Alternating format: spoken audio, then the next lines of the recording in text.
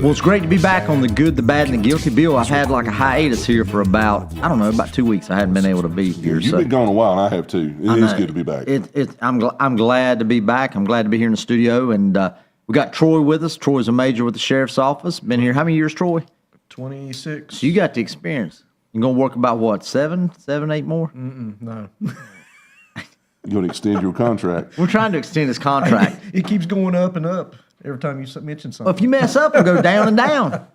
No, I'm just kidding you. Well, you stay busy. I know you do. Yeah. I mean, you got experience.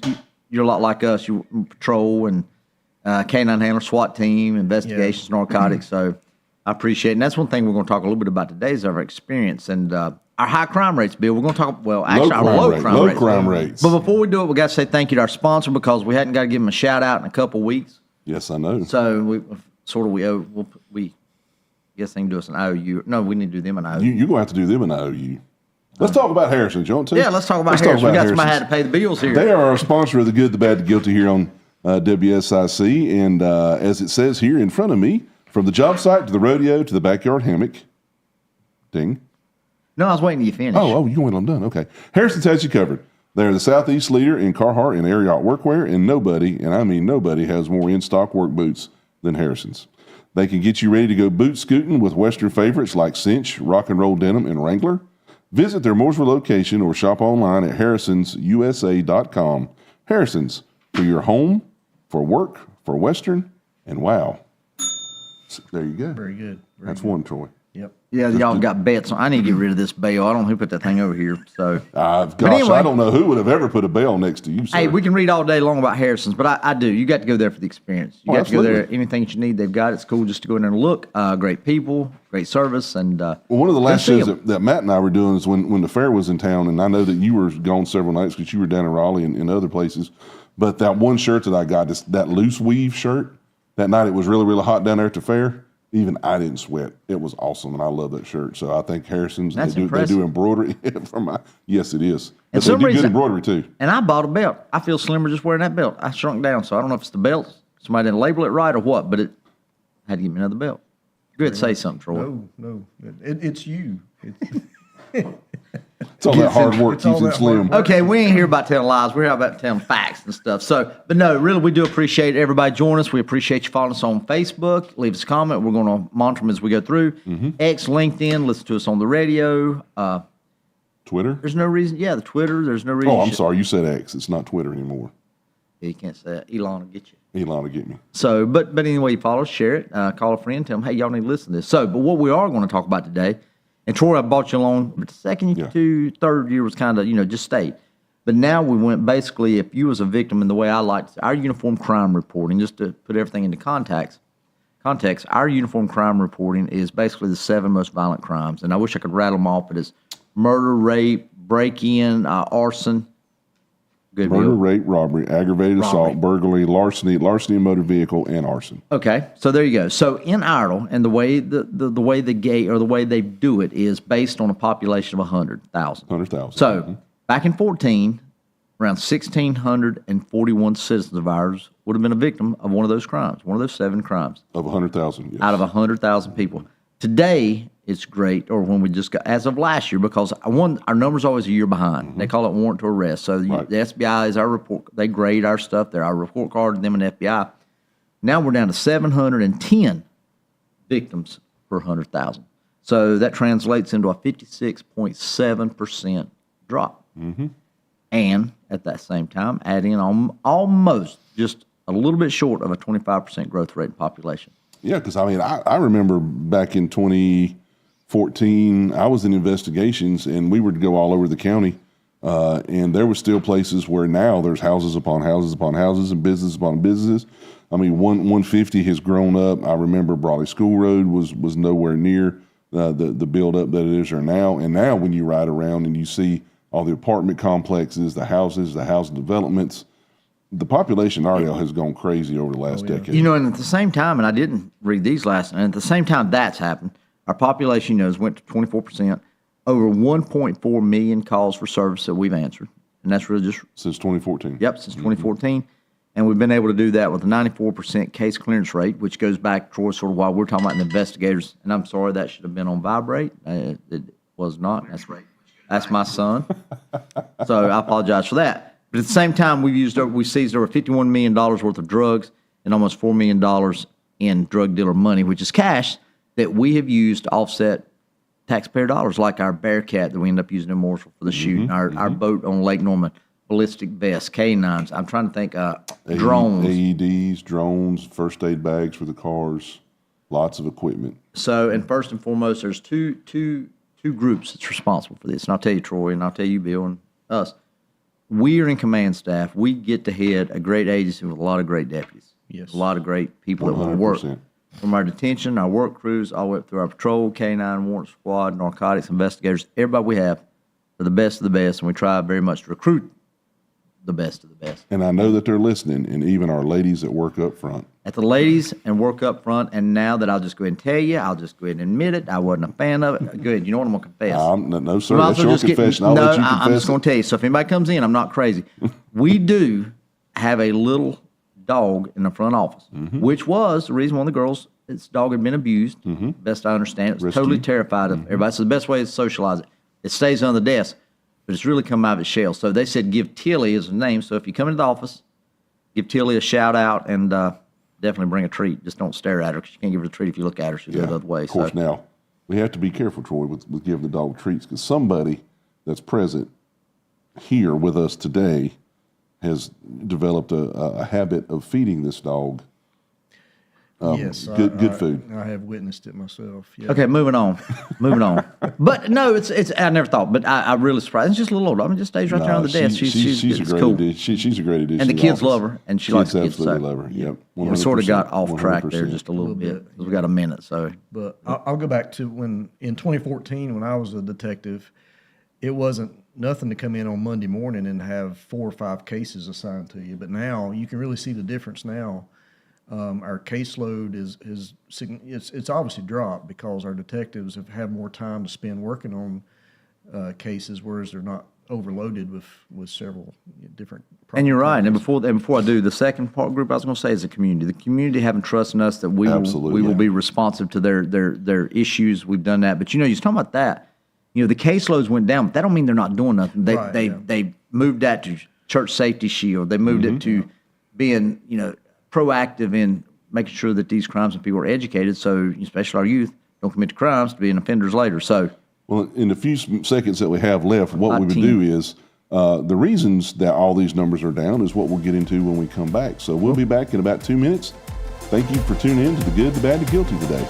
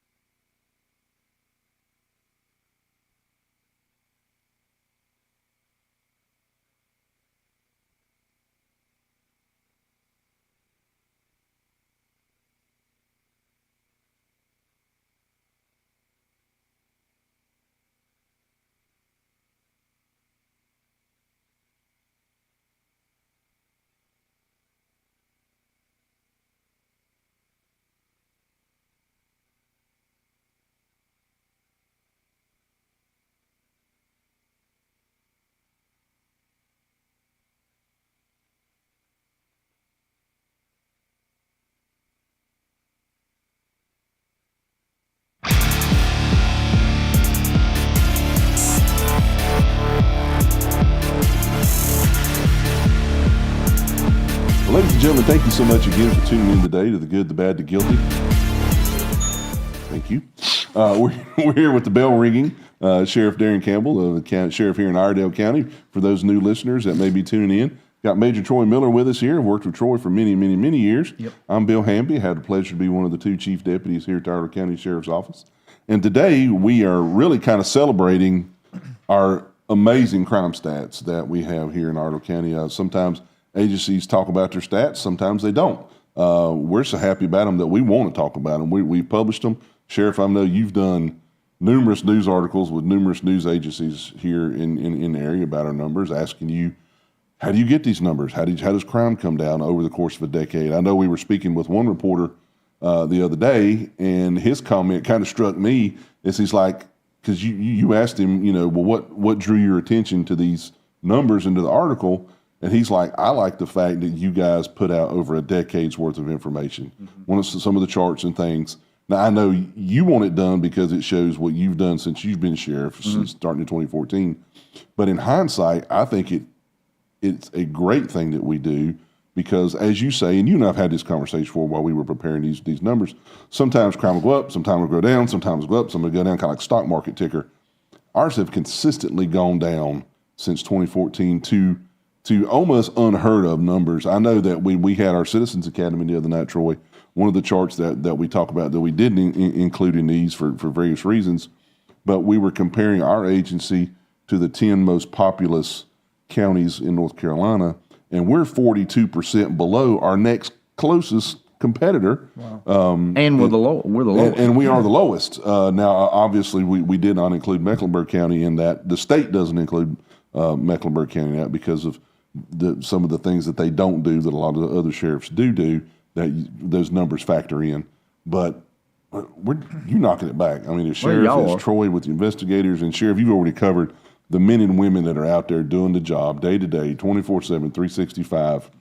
But a lot of that goes into, and I know you want to talk about it, so I don't want to steal your thunder, but it talks about picking the right people, about our candidate program, being able to pay these people and compensate them for the job that they're doing, to keep them, to be able to retain and recruit people. So I'm not going to steal your thunder. I just want to throw that out there. No, that's one. And Troy, I want to ask, one is the targeting of career repeat offenders. That's probably one of the number one thing that we do to reduce crime. The other one is the drug trade, because the drug trade has such next to other crimes like break-ins and robberies and things of that nature. So Troy, what say you? What do you think? You many years, and you're running our investigations now. So yeah, and I've seen it from both sides, working property crimes and working narcotics. It all ties together, and I think one of the biggest things that's contributed to our decrease in crime is going after these drug dealers and the narcotics violations, and by making it public whenever these people get arrested, it's a lot of people don't like it, but I think it's a good deterrent.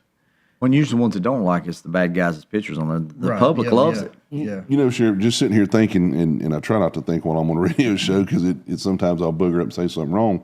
But you talk about the very small population of the portion of the population of people that commit the crimes, and I'm not going to use the name of the gentleman, but the person that I'm talking about. One person up on the Highway 21 corridor north of Statesville committed how many crime break-ins, car robberies, drug crimes, assaults.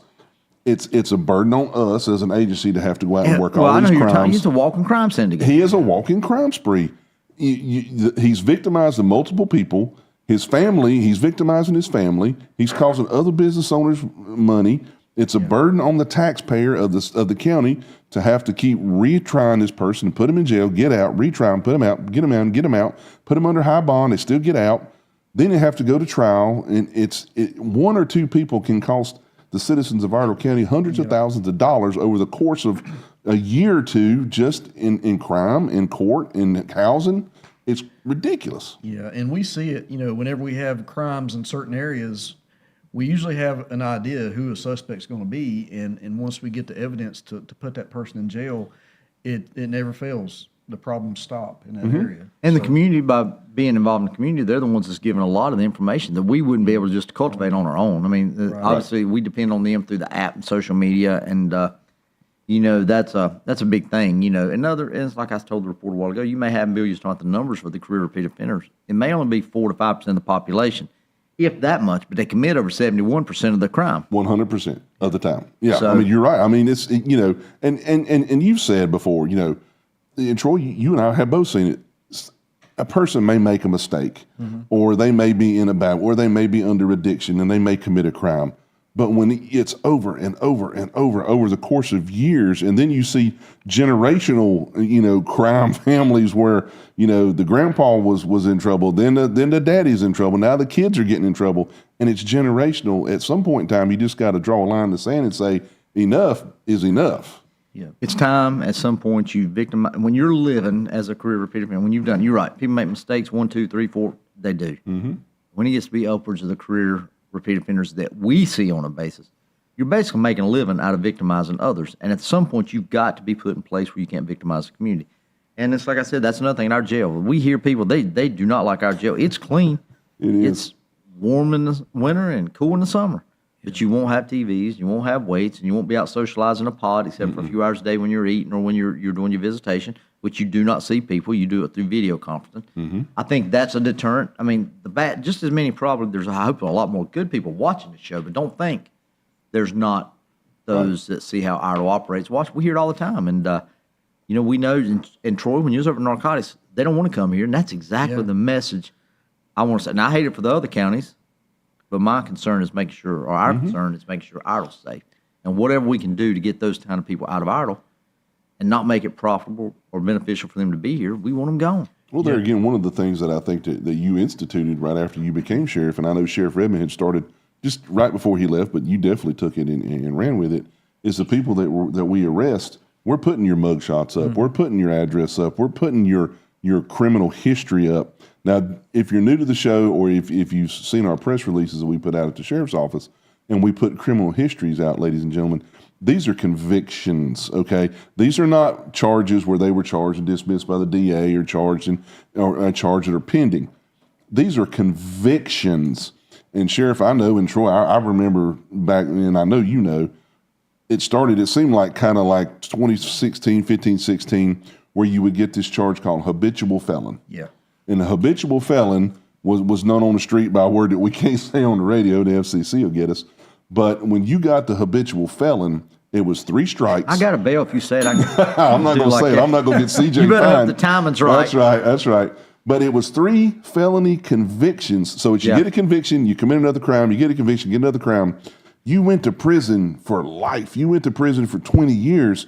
Now we're seeing in these press releases sometimes where there's multiple felony convictions of habitual felon, and it's like 10 or 12. There's no teeth to anything. No, anymore. and 8 or 10 years ago when we would come in, and even when I got elected, we were saying we're going to target career repeat offenders. We was going to make our schools safe, our churches, Absolutely. house of worship, all that stuff. But I got a lot of bragging about that. Now it seems like everybody said, "Well, Sheriff, how'd you now in Raleigh and at General Assembly, there's a lot of discussion and passing laws of things that we started 8 or 10 years ago." So I'm happy to be ahead of that game. Yep. And they're taking notice. And we've had conversations, I talked about this weekend, about, hey, how'd y'all get y'all's crime down that low? It's population growth.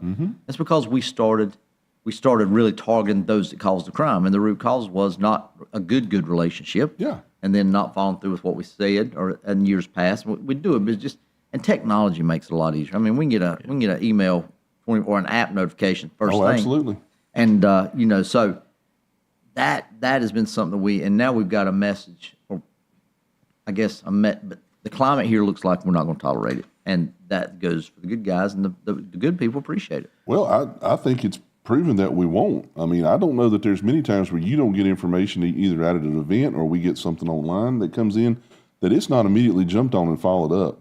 And you talked earlier about it, and I know we got 2 minutes left, and I may start down a rabbit hole that we may need to come back after commercial. But if you build community trust, so if the community talks to you or me or Troy or somebody, at a pancake breakfast or a dinner, or send something online, and we reply to them, or we have a detective reply to them, they know we're listening.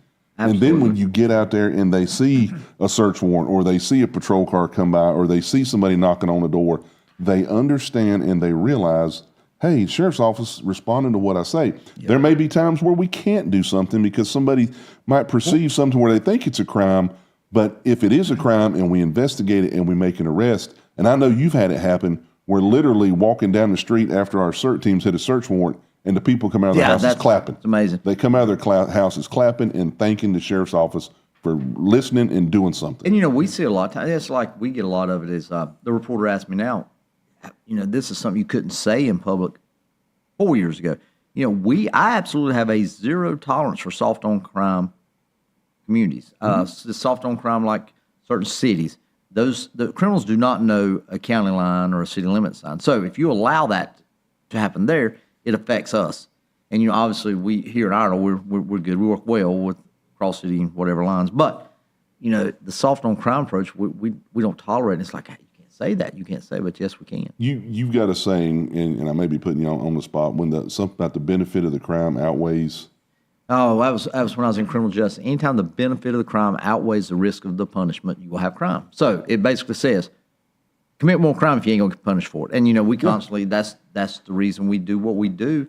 We advocate for higher bonds. Nothing against the match we got here, but bonds not a punishment, but it is to deter people from committing those kind of crimes as well. Let's pause with that in the 20 seconds we got left, because I think this is a great opportunity to educate our listeners that may be new to the criminal justice system. What is a magistrate? What do? They certainly do not work for us. I know you get fussed out all the time, so we'll pick at it when we come back. Thank you, ladies and gentlemen. We'll be back in about 2 minutes of The Good, the Bad, and the Guilty. I don't want to cry on that.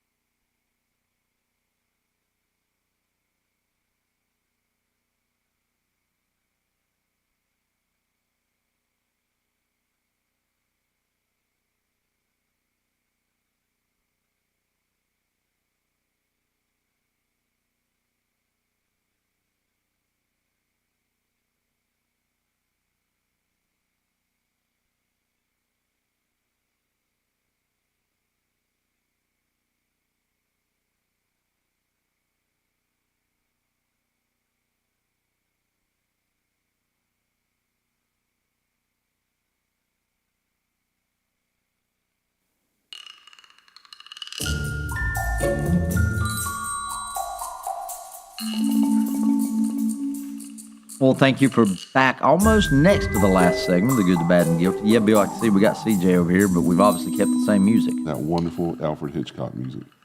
What your Wednesdays are made for. It really is. I miss my intro music. So you were saying something before we went out, and I think you're just going to hit a little bit on just so people understand the way us that separates us from the justice system and how it's divided up and bonds and things. Because you had brought up the fact about and let's say this, we do got some good. We work well. We've had some bumps. We work well at the Masters now. I think a lot better than many other places. But just for our listeners, in case you are new to the program or new to the criminal justice arena, once an arrest has been made by an officer, whether it be a sheriff's deputy, police officer, highway patrolman, SBI agent, whoever, they will go before what they call a magistrate, which is a judicial official. And Sheriff, just for the record, do magistrates work for sheriff's offices? No. Do they work for police departments? No. So they can't blame you or police chief if there's a bad bond or something hinks up. No, and it's a great system. But yes, to answer your question, we take the rest, and they're the ones that will set the bonds for the most part, 90% of the time. And they are a judicial official. They are. So it's bond is, and I think you said it best. Bond is not a punishment, but it is a. Well, it's a way to protect the community from people committing certain types of crimes or other crimes. So you would think, now, Troy, let me pose this question to you. You're a trained investigator. Right. If you have someone that has multiple criminal arrests and convictions, and they commit a crime of a violent nature, let's say an assault, Okay. would you give them a written promise to come to court, or would you maybe try to do something to protect the citizens of the city, county, or the area that you live in? Absolutely. Now, if you're a first-time offender and it's your first arrest, you depend on what the crime is. And we've said that, Troy. I mean, we agree. People make but mistakes. now, these repeat offenders that we arrest over and over and over again for felonies, I mean, the bond is going to be appropriate for the crime. So, Well, it should be anyway. yeah, it should be. Yes. Yeah. So, most of the time our magistrates do a pretty good job of following their guidelines and giving the appropriate bond for. But if it's somebody that's repeatedly getting arrested for the same crimes, it should affect their bond. It should be higher, every time they get arrested. Because we got to protect the public. So. You got to protect the public. I agree. And I think, that has a lot, the clerk court, district court judges, all of them plays a part in the magistrate, but that's not really us. Hey, Bill, before we move on, I got to say, we said we was going to hit the comments, so I was looking. Troy, this was most likely meant for you is your former partner in crime is Jacob Dyson. He said, how about 6 or 7 more? So I don't know what he's referring to, but I'm sure it's I don't about know years. what he's talking about either. Quitter wishes he could do 6 or 7 more. And that was Bill Hamby. Tom Snyder, thank you very much. We appreciate it. Appreciate all the kind words and everything of that nature. So we appreciate it. Appreciate Sheriff, you one of listening. the things that you've talked about over the course of, since you've been sheriff, is the ability to get good officers, to be able to recruit good officers, retain good officers, and train good officers. Something that I know that we might have had as command staff. I know we had a little bit of heartburn right around the time of the defund the police movement, just because nobody really wanted to get into the profession. But I think it has paid off by leaps and bounds for us in the last several years, is the deputy candidate program. Mm-hmm. So you want to tell our listeners kind of a little bit about that, or Troy? Well, I want to get Troy a little bit of what he's seen for, the defund over the last 5 or 6 years, what we went through and make sure, because we've still, no matter what, 24/7, 365, we've got to provide that level of safety for our citizens, and how we do that is how we recruit and how we retain. But you was right there coming. You seen what we went through. Yeah. 4 or 5 years ago, during COVID, plus you had the defund the police movement going on in the media, you could really see that it was affecting law enforcement, and it was kind of worrisome there for a while, because we were kind of concerned. Are we going to get good qualified people to come to law enforcement as a career? And I can say it's been a huge turnaround here in the last couple of years, and I think a lot of it's got to do with you helping get us pay raises and recruiting good people. Well, y'all got your own pay raises, because that's what I tell some people. Tell me they give us, or I hear it, the officers got their raises because the public's happy with the job they've done, and so. Well, and you fight for us too, so we appreciate that. So, but yeah, that's here in the last couple of years, we've gotten some really good, highly trained, experienced officers come here, and the Iredell County Sheriff's Office is looking good as far as staff and deputies, and detectives and personnel that we have. So, Well, I'm going on what Bill said, the deputy candidate program. That was something that we couldn't go pick people out of school because there really wasn't a lot of people in the schools. And if you did, from where we was at, we was getting the very bottom rung. I hate to say it, the bottom rung, bottom tier, bottom level, whatever you want to call it, of officers that we was trying to staff with. Which goes back to what Bill's, I'm sure, going to say in a minute. Is I would much rather have a vacancy than I ever would a liability. But now we pay for them to go to school whenever. And if the classes are full, we'll wait and we'll pull from those classes. But I think what's hard is for us, I think recently the county done a survey, and I've not looked at all of it, I've read through it, but I do know that we were ranked very high. If you look at the 0 to 5, the point weight system, which is a little on the graph, is a little misleading, but if you look at the point, the weights given to what people said, quality of service of the sheriff's office is was one of the top highest. And the 20-year outlook was safety and crime. So that says a lot, but it's tough when people from way outside in right field wants to tell you, hey, this is the kind of experience you need to get as a law enforcement officer. We've done it. We've done it for 30 years. Troy, you've done it for 27. Bill, you've got 30. I've got 30. That's almost just short of 100 years of experience. We know what kind of experience that we're going to have to make a good officer. And I'm glad you brought that up because I'm just sitting here chomping at the bit because I know recently there's been some conversations about. And it's been good conversations. Just it's been productive, but there again, you're the sheriff, and Troy and I, we do have some years of experience in this game and in this business level, but you should be able to determine what is experience for purposes of compensating people. We will, and you're right. And the way the way it works is there's two, pay grades. We follow what the commissioners do. Pay grades, we hire within those pay grades. We take on experience and some misleading or some information that's not accurate is, say Rowan. Rowan may have a deputy position, but they do a lot more than what we may. They may not have the fraud. They may have to over here. We have it here, but they may not. So they may have that experience working.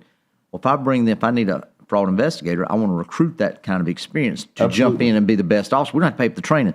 But just because it's deputy, that don't count. We need to give that experience for that deputy to a detective investigator. I guess it's kind of confusing, but we need to be able to compensate them. Well, we will be coming in on their experience levels. And that's what Charlotte does, Mecklenburg, Highway Patrol, everybody's doing it, and we don't want to fall behind by having to not get top-tier officers. Yeah, and we need to be able to recruit top-tier officers. We need to be able to compensate them justly because just yesterday, the Senate down in Raleigh, they passed sweeping legislation where patrol and SBI, all the state-level jobs are going to get considerable raises. And if we're not able to maintain the standard that you have set and keep going, we're going to get behind. And if we get behind, these numbers that we're talking about and so proud of, they're going to start inching up, and that's not good for our county. Well, and the citizens elect us to make those decisions. No, they elected you. Well, and the mission statement we have, yes, I see. But they've trusted us to make those decisions, to work well within the budget. We offset our budget with other things, drug dealers' money. So one thing we've got, one of my biggest things in my budget is salary, wages, and benefits. I mean, it is what it is. But we've got to be able, I would love, when I hear officers from Charlotte wanting to come here or from Hickory or SBI, I got a police chief, a former police chief. That person has to be compensated for that level of experience, not to the amount what he was making, absolutely not, but a fair and reasonable, credible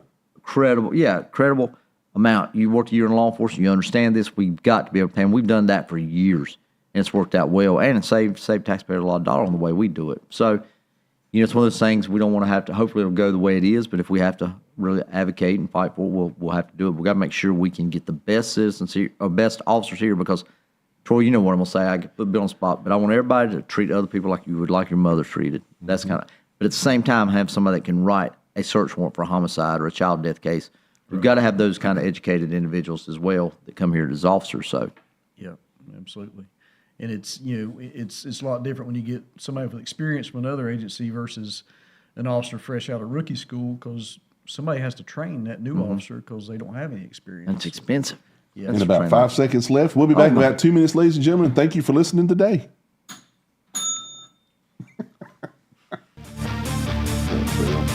That bell.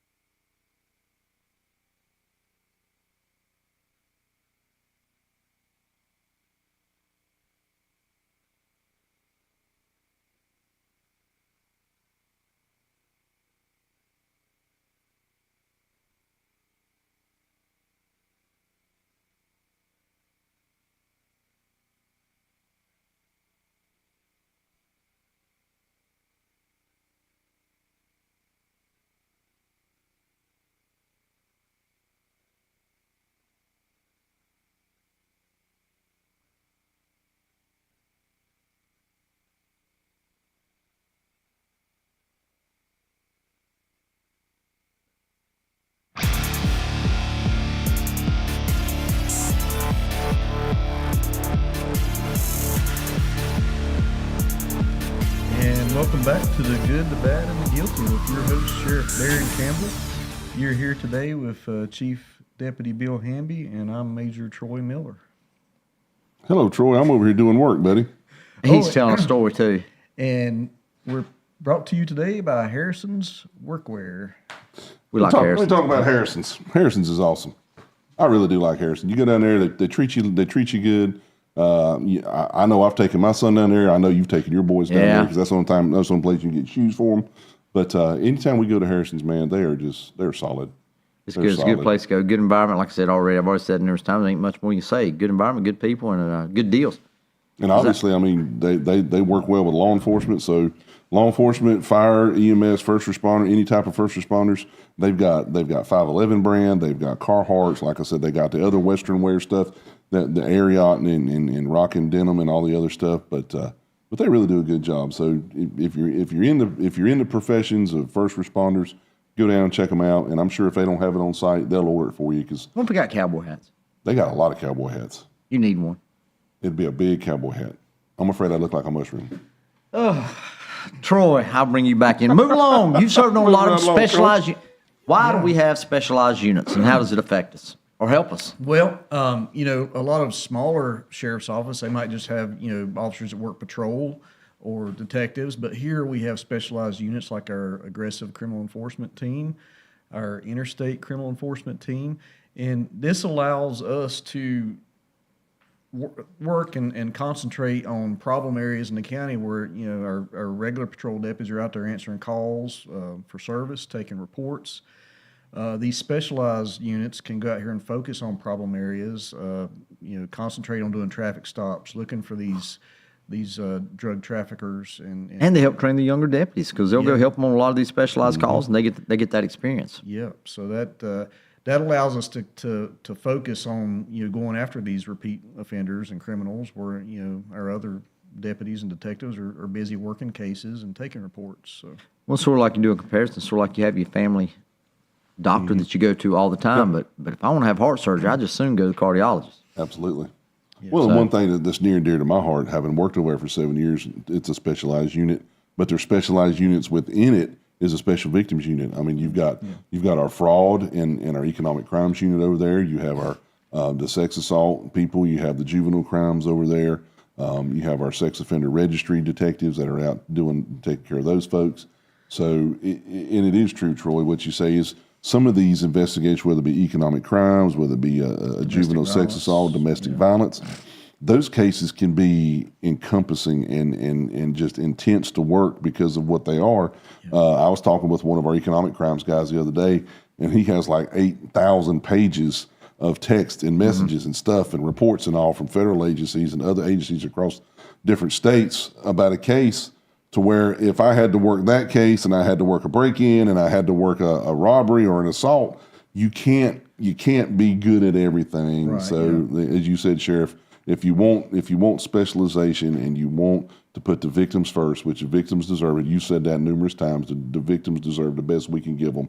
That's why you have to specialize, and it correlates into our numbers. And it works well. And plus, when those guys want to go up and say they want to move to sex crime investigations or something like that, they've had a little bit of experience by answering the initial call on the road, maybe asking an investigator, "Hey, can you keep me in the know on this?" So they're able to get a little bit of that experience. So, and another big thing, you wouldn't think about it, we work very closely with, and it's not because we don't have the assets. We do have a lot of good. We don't have all the bells and whistles, but we work great with our federal and our state partners. State Bureau of Investigation work well with them. Had lunch with one of their agents today? Yep. No, one of their I'm sorry. SACs, Yes. One of their agents in charge. Assistant. Yes. Assistant So agent in charge. Secretary of State, Homeland Security Investigations, we work with Alcohol, Tobacco, and Firearms, U.S. Attorney's Office, Marshals, and Immigration. Obviously, we just had a press release yesterday. The U.S. Marshals put out about a case that us in Cleveland County was involved in where the guy got 2 or 3 years over something. I just can't remember what the crime was. But it's beneficial. Troy, you worked over in narcotics, and Bill, you worked a lot with the Marshal Service. By having those relationships, and I'll go ahead and give an example. Say you have a family member go missing. We don't know what happened. We can reach out, contact the Marshals. They have specialized equipment to track people. Sure. But having those relationships pre-built Absolutely. helps us so much. And then now our office, our annex, we have Secretary of State, we have the SBI, we have a lot of those officers that work here with us in the office every day. No, it just, well, and there again, and I'll go one step further. You being on a lot of these national boards, the State Sheriff Association, the National Sheriff Association, you get access to the Secretary of Homeland Security. I know you met with him in Washington. I know you've met with DEA officials. I know you've met with the U.S. Marshal for the district. Having those relationships certainly doesn't hurt anything here in Iredell County. When you can pick up the phone and call folks in Washington, you can pick up the phone and call folks in Raleigh. That really helps bring benefits to the citizens of Iredell County as well. Well, and the officers doing a job. There's not a lot of, you don't hear a lot of stuff, bad rumors about it. It's very, hey, you're professional, you're organized, and that makes it a lot less uncomfortable other agencies to work with. I guess that's a polite way of saying it. So, we do. And there again, I can't give hats off enough to our people to work with because they're the ones that we just get to put our names on the door. They're the ones that do the work. Yeah. And another very large unit that pays dividends and it starts early is our school resource officers. Oh yeah, I know you've worked with Dr. James, with Brady Johnson before Dr. James, and then worked very closely with Dr. James since he's been our superintendent, working to get dogs in schools, working to get SROs in schools. In fact, I think you were told, and I don't know that a lot of people know this, when you pushed heavily for SROs, I believe one elected official told you not only no, but you would never get them. Yeah. Well, gosh, Sheriff, looks like you've done a pretty good job of getting them. We've been lucky. We did. I mean, and it's a sport of all. You're right. When Brady Johnson, great guy, great to work with. When Jeff come on, it's sort of a different chapter. We started seeing a lot more publicity on active shooters, threats. The ballistic shields. I seen an article the other day out of Raleigh that said that a sheriff's office out there, and I've aggravated this sheriff, said that they were first in the state. And I said, you're behind us about 5 years. We had ballistic shields in our elementary schools for almost 5 years now. Yeah. So, and it's been a good investment. It's been a good, we've all the forward thinking, see what was coming across, what the threats would be. And, every day, every week, or every month, it seems, is a different threat that we've got to be prepared for. And that's the reason you go back to the Bearcat and the MRAP. And now we've got a command unit that we hadn't publicly done yet that was brought by the General Assembly, the Rook for second level shooters. Thank goodness we had that thing. They didn't have a solution for that in Charlotte when those 4 officers got killed. Well, we didn't have it yet either. Not yet, down but at we Langtree, got but it was in later. The works shortly thereafter. But when we had Mooresville, that was one of the worst situations. On Saturday morning at 8 o'clock, we had the guy shooting out of a second level window. Now we have a solution for that, and we like being prepared. And and there again, talking about forward thinking. Having our first threat assessment investigator, and then seeing the need for 2 threat assessment investigators, and seriously contemplating the need for a 3rd threat assessment investigator to work with the school system, to work with our businesses, to work in our community. I think it's just great. Well, I think today, you look at the threats. Look what happened in Dallas. Look just what happened in Utah the other week. I mean, different settings. Look at the school shooting. Look at the college campus. I mean, we do a threat. One threat to school helps us funding. The school works well with us on helping us. We got the threat investigator for school threats, which is that's almost a 24. That's an everyday 2 o'clock in the morning job that they deal with. Yeah. But then we've got one we've got to look out for threats against us and the community threats, and then you've got the business threats, and there's so much. And we've been good to stay, I guess, ahead of the curve on a lot of these issues. And the only way you can do it is just basically go back to the same thing I've always said. You have to be proactive versus reactive. And I'd much rather be prepared for it than I ever would want to investigate it. Sure. And I think that's been a good thing. And having these well-trained people like our threat, we have a lot of them that stays in school, that goes to school, but man, what a finished product when they come out. Yeah, and these threat assessment, I'm glad we have 2 because there's no way one person could do that job with all the threats we investigate, plus doing Church Shield and checking these businesses for giving. And they got Citizens Academy going now. Yeah, and during the summertime when school's out, these detectives, they're attending training, trying to keep up to speed on all the new trends out here as far as threats or anything like that. So they're staying well trained, so it's good. Well, Bill, we got about 2 minutes. I know you had a few things. I do have a few things, but one thing I would like to tell our community is that our Citizens Academy is going along just great. Last night, I spoke with Matt Burleson just a little while ago.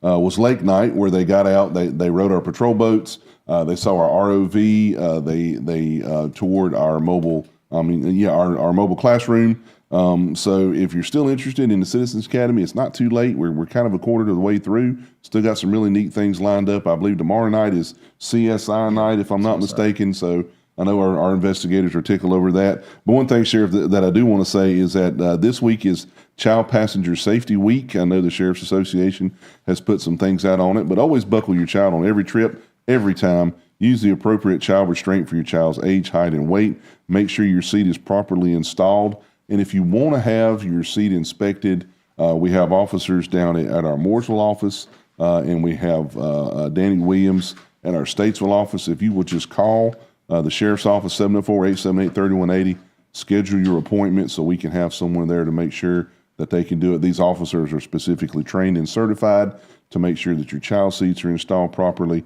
But just make sure that you're using child safety seats. It's still hot, so please make sure outside. And so if you are taking your children places, take a second or two, look in that back seat, make sure that you haven't left a child, in the car accidentally. Hate to say it, but that's right. But do that, and in the last minute or two, it's been good, Sheriff. I know our crime stats are up, and one thing that I know you've asked us, and I would like to ask our listeners in just the minute that we have left. If you have a topic that you would like to hear us talk about or have the sheriff talk about, or a guest that you would like us to bring on to talk about law enforcement shoot some or the criminal justice system, please call the sheriff's office, ask for Sheriff Campbell, myself, or Troy. Shoot us a text message, call or text WSIC, and they'll get us that information, and we'll see if try we to can get get them those maybe guests. put a little teaser up before and let them know who we're doing. Sometimes we may or may not know and things change. But in closing, I want to sit there and say, thanks off. Our hats off to all the people who do the job, the community. 100%. And, the community just has to know that we're here to advocate for them. We're going to make sure we do everything we can to make sure that we provide the best possible deputies we can, best possibly trained officers we can, and hopefully we'll keep going down on the crime rate. So, till next Wednesday, tune back in at 3 o'clock. We'll see you then.